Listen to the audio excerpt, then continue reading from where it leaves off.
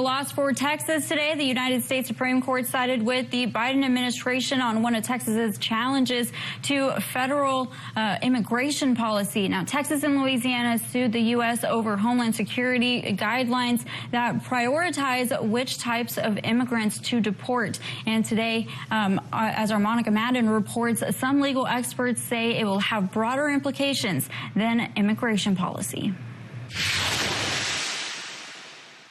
In a win for the Biden administration, the United States Supreme Court finds the Department of Homeland Security does have authority in prioritizing deportations of some migrants over others. Immigration policy is supposed to be the zenith of federal power, and it's supposed to be the zenith of executive power.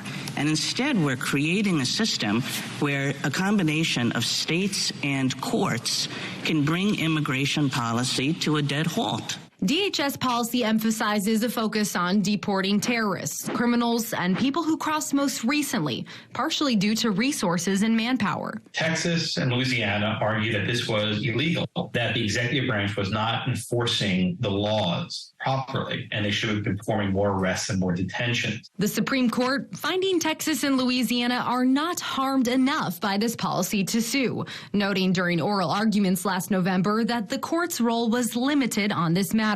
Now, it's our job to say what the law is, not whether or not it can be possibly implemented or whether there are difficulties there. And I don't think we should change that responsibility just because Congress and the executive can't agree on something that's possible to address this problem. Constitutional legal experts like Josh Blackman say the ruling is much broader than immigration. What the court signals here, at least, is that states cannot sue for under-enforcement of the law, for failure to enforce immigration laws. And I think it's actually a very big red flag that the strategy Texas has used in the past may not work in the future.